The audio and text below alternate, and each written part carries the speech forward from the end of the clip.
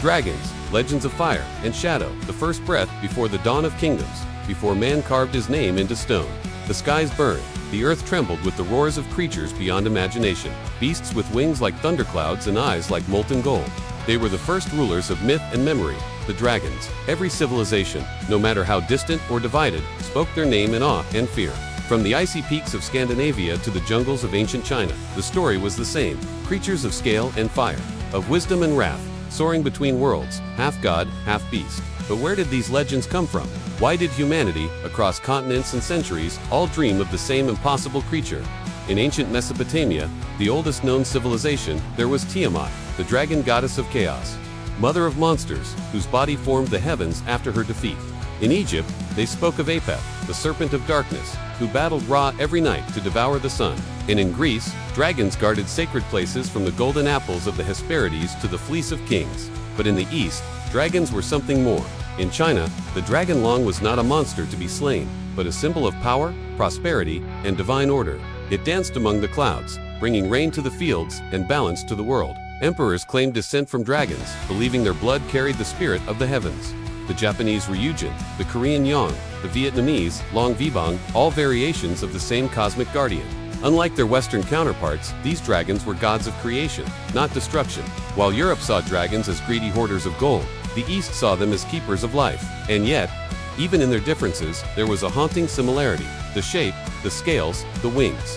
How could cultures that never met share such a vivid image? Some scholars whisper that ancient people unearthed fossils of giant reptiles, mistaking them for dragon bones. Others believe these myths are echoes of prehistoric memory, stories of dinosaurs passed down through forgotten generations. But some believe dragons were real beings that once walked or flew the earth, leaving behind fragments of truth scattered among legends. The first breath of the dragon may not have been fantasy at all. The age of fire and faith, as the ancient empires faded into dust. The legend of dragons did not die, it evolved. Through the Middle Ages, dragons became more than symbols of mystery. They became the ultimate test of courage, purity, and faith. In the West, knights rode beneath banners painted with dragons, not as allies, but as foes to be conquered. To slay a dragon was to triumph over darkness itself, to prove one's soul worthy before God and kingdom. But the question remained: why dragons? Why not lions, or serpents, or wolves? Because no other creature embodied pure, unrestrained power. A dragon's wings symbolized freedom and defiance. Its fire, divine judgment. Its gaze, the truth no mortal dared face. From the cathedrals of France to the monasteries of England, dragons were carved into stone, twisting around pillars, lurking at the edges of holy texts. They represented both temptation and terror, a reminder that evil could take magnificent forms. In the legend of St. George, the dragon is not just a beast, it is sin itself. When the knight drives his spear through the monster's heart, it is mankind's triumph over chaos, faith conquering the primal. The crowd cheers, the maiden is saved, but the fire never truly dies. Meanwhile, across the world, in Asia, dragons soared higher than ever before. They weren't hunted, they were worshipped. In imperial China, the emperor's throne was called the dragon seat. Only the ruler could wear robes bearing the sacred dragon's crest. To insult the dragon was to defy heaven itself. In Japan, legends spoke of Ryujin, the sea dragon who controlled the tides with a magical pearl. Fishermen prayed to him for calm waters, and warriors tattooed his image onto their skin, believing his strength flowed through their veins. Even in the icy lands of the Vikings, dragons ruled the seas.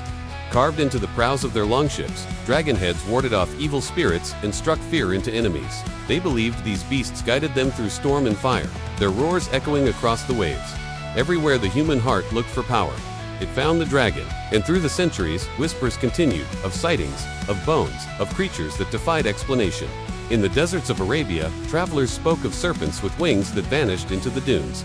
In the mountains of Wales, shepherds claimed to see glowing eyes deep within the mist.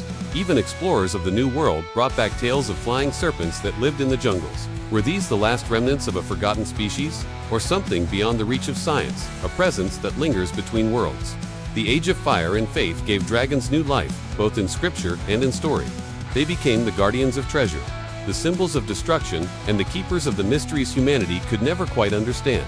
And as steel replaced stone and faith gave way to knowledge, the dragons retreated deeper into the imagination of mankind, but not entirely, because some fires never go out. Echoes of the sky for thousands of years, the dragon has ruled our dreams, a creature of flame and thunder, of wisdom and wrath. But what if, behind every myth, every carving, every whispered tale, there was truth. As the modern age dawned, science sought to separate fact from fantasy. Yet, as explorers began to uncover the ancient bones of Earth's lost giants, something extraordinary happened. The myths began to look familiar. Massive skeletons buried in stone, long jaws filled with teeth like daggers, wings that could have once cut through the clouds. In China, villagers who unearthed dinosaur fossils believed them to be dragon bones.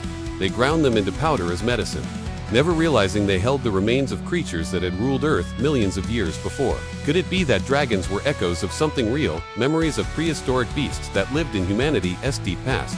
Fossils of pterosaurs, winged reptiles with immense wingspans, were found across Asia and Europe.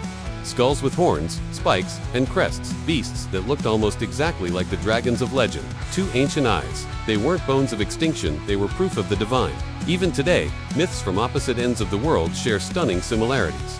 The feathered serpents of Mesoamerica, the fire dragons of Europe, the sky serpents of India, the water dragons of Africa, all different lands, all one image. How could cultures separated by oceans share a single creature burned so clearly into their imagination? Some believe dragons are part of our collective human memory, an instinctive fear of predators, of scales and fangs, carried deep within our DNA from the dawn of time. Others believe they were real creatures, remnants of ancient species that once lived alongside early humans, now lost, erased by time and mystery. And yet, there are those who claim sightings even today. Strange winged figures in remote skies, gigantic serpentine shapes breaking the surface of deep lakes. Villagers from Papua New Guinea to Tibet whisper of beasts that vanished before the modern eye can record them.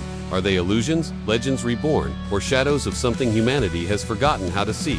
Whatever the truth, one thing is certain: the dragon endures. In every story told around a fire, in every crest carved into stone, in every child who dreams of flight and flame, the dragon lives on. It has transformed from fear to fascination, from monster to symbol. It represents what we admire most and what we fear most: power, mystery, and freedom. Because the dragon is not just a creature of legend, it is the living spirit of imagination itself. It reminds us that there are things science can measure, and things the soul must simply believe. That beyond every mountain, beyond every storm, beyond every horizon, there might still be a roar waiting to shake the sky.